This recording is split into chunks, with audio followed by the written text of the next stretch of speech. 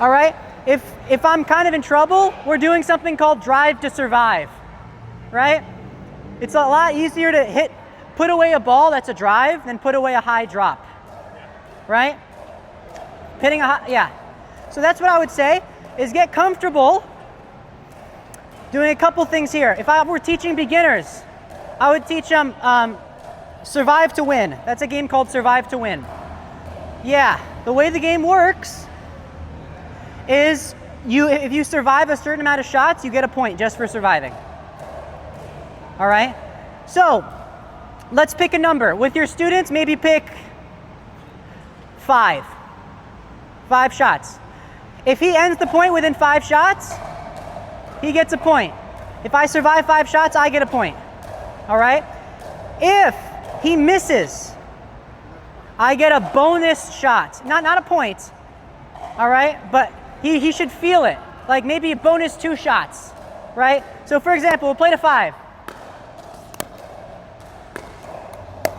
2, 3, 4, 5. Okay. I would already get a point for that. I mean, I've done it like this, where if they're advanced, 10 shots surviving is 1 point. If they survive 15 shots, it's 2 points. If they survive 20 shots, it's 3 points. All right? Just play to 11 kind of thing. Does that make sense? That's a really good drill. There's a couple other ways to practice this, but that's probably the best one. If you're really advanced, you can try to get the ball to bounce a certain amount of times. All right? So it's called bounce to win.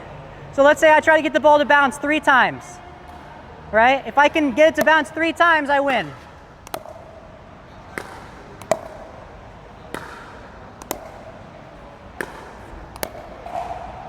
One, 2.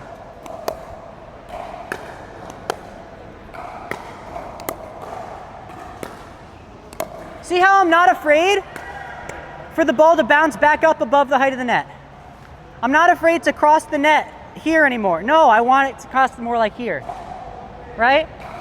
I'm still mostly finding his range, but I want to be comfortable controlling and being comfortable when pace is coming at me. I would use this at all levels, honestly, but I would teach it to beginners and just say, just survive 5 shots, even if it's drives. To master this, you need to be, I mean, I would say 20 minimum. Oh, to be 4-5, 5-0? Yeah, 4-5, 5-0. They are not missing this, right? Yeah, they can play from back there like all day. You know what I mean? Yeah. And they're not afraid to hit like higher shots, but they're going to be able to make it playable. Like they're not going to hit these shots, right? They're not going to give your opponent like this, right? That's not playable, right? The 5-0s are able to keep it somewhere there, right? No higher than that. No higher than that. Make sense? All right. Yeah, I'm still finding his range. It's the same idea. Try to find his range, make him confused. All right?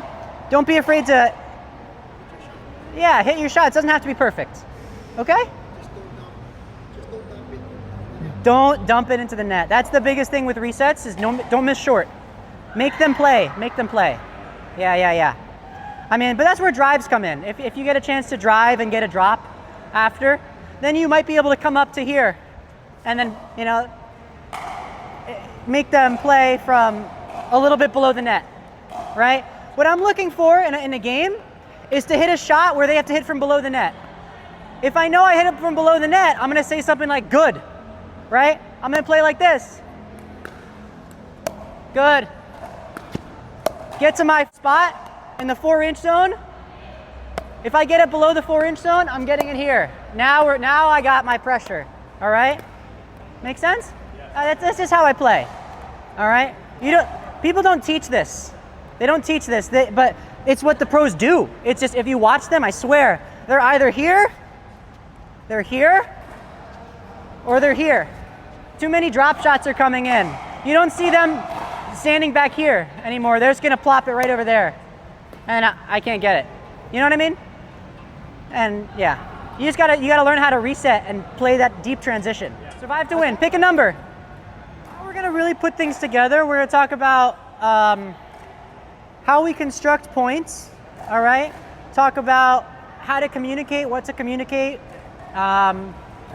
and where to position yourself on the court based on, you know, where the point is, what the situation in the point we're in. So generally, if we talk about it like this, most of the time when we hit our third shots, where do we like to hit our drop shot? If we're going to hit a drop shot. Middle. Back corner. Middle closer to the back hand of the right side or back of the right hand. To the weakest place. You think backhand corner, you think there. Something I've learned is there's a first priority, and that is hit to the person coming up, right? That's like 90% of the time, that's what you want to happen. Of course, it matters less if they're both just standing there waiting, right? Then you can kind of pick a spot. I do like what a lot of you have been saying. Something I generally would tweak with that is you want to hit like to the cross court backhand most of the time. So if I'm dropping from here, I never want to give like all the way to the corner there because it gives them so many angles and their forehand is there to reach. I also don't want to go down the line because they might ernie and I have less space, right? Going cross court is nice because the net can be lower, all right? And there's a backhand there and I have more space because we're going cross court, right? It's a bigger space. Something else that is really okay to do if you're playing the left side as well is just cross court middle. Cross court middle. So when we talk about middle, like middle of the box, right? One of the safest places you can hit your drop shot to if you're off balance or if you feel like you need to be defensive is actually through the center of the net from wherever you're standing, which is a nice way to think about it because that's where you know the net is the lowest and you know you're going cross court, right? If I go all the way over to the cross court space from here or even this way, there is a higher net I'm going over, even though I have more space. Does that make sense? So oftentimes cross court middle is a good way to think about it, all right? Next thing is where to position yourselves, all right? And like how to actually do that. So for example, if say I hit the serve, the return is coming, all right? There's really a couple different situations that are happening. Either it's a really good return to serve, it's very deep with a lot of spin and topspin and aggression, all right? Or it's a little easier, it's shorter, right? And I want you to think about it in a couple different ways. If it's very deep and aggressive, all right, I want to hit either a drive or a drop, all right? Trying to hit something that's playable, right? So that I can move up and play the next one from here, all right? In this deep transition zone. That's where I can reset and get in when I get a chance to play, when I can see that it's safer, gets below the net, right? If it's really short, right, but it's low, right, I generally want to be taking it here and drop shotting, cross court, like middle box, right, middle of the box, and my partner should be ahead of me here. Like, I would say if you're hitting like a pretty easy shot from back here, right, but you don't know if it's going to be good, your partner can just stay like a step in front of you at the deep transition zone, right? Maybe like this, and then get ready to defend like this. But if it's a shorter ball and you think that you can really hit a good third shot, the partner should probably be like here, putting pressure. Does that make sense? Because maybe you'll get a shake and bake opportunity. Maybe you'll be able to get it earlier. This person's late to the line, right? I would say deep serve, short return, short high return, or short return in general. You want to be the partner being here, right?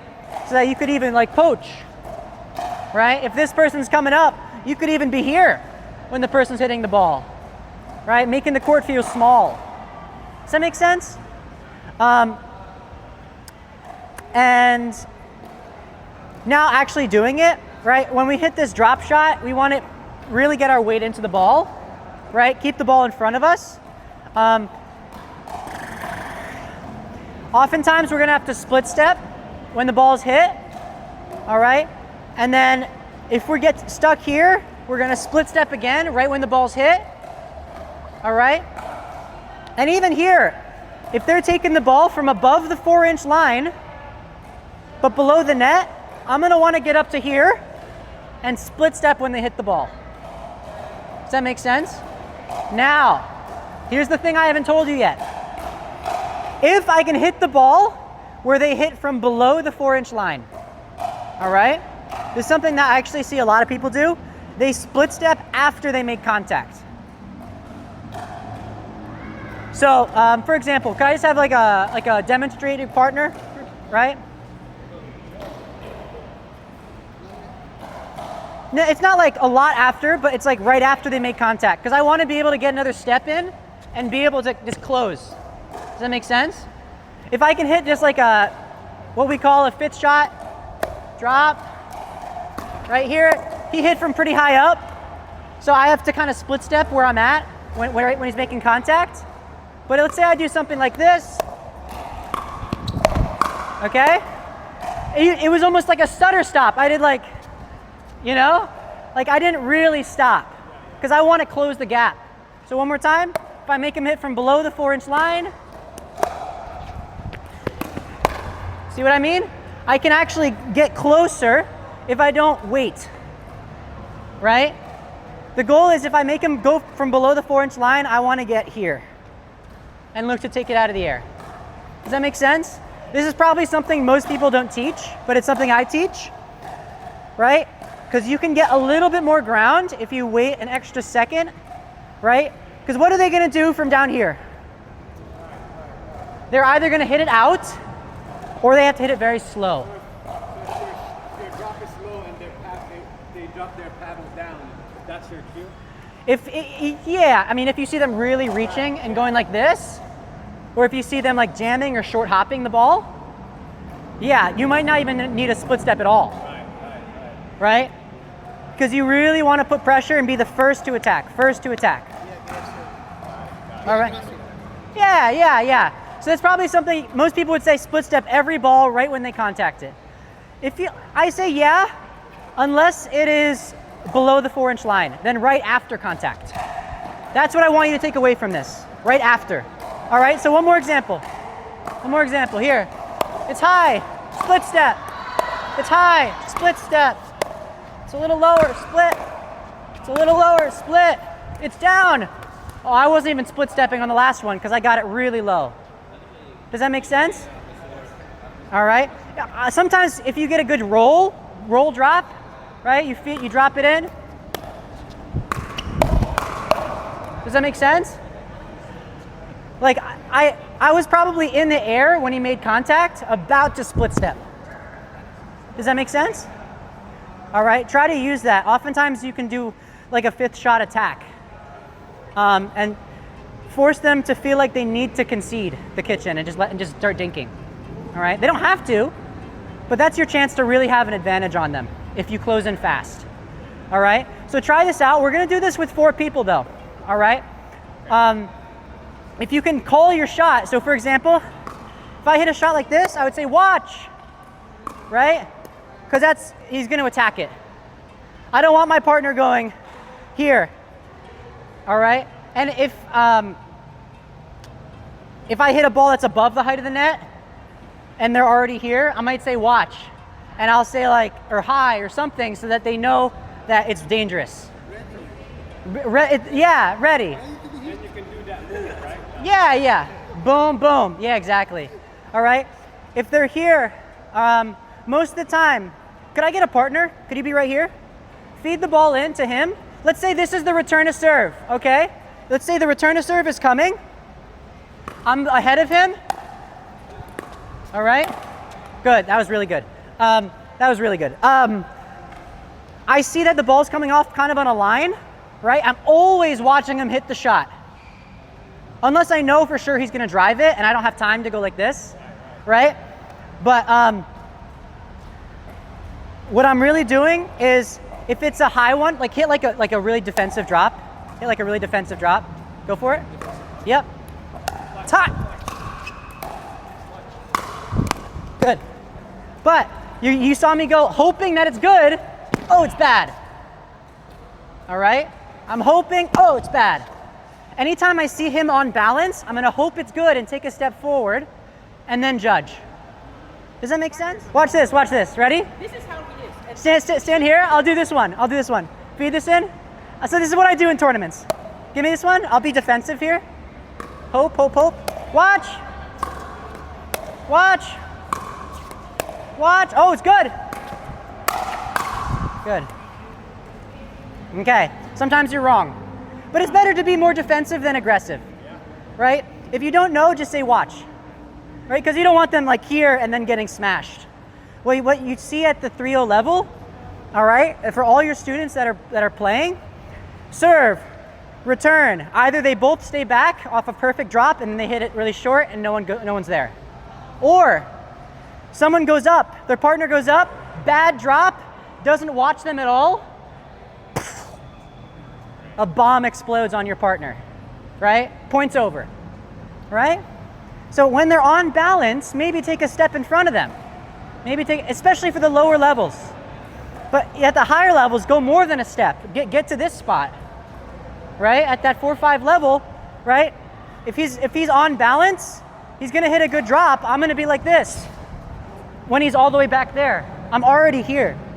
Does that make sense? I'm already at the short transition line. Make sense? Yeah, I would say try it out, honestly. There's a lot of ways you can do it, but don't be afraid to over communicate. Watch, good, watch, good. You know what I mean? Because if it's good, if you get one that's below the net or below the 4-inch line, say good, you know what I mean?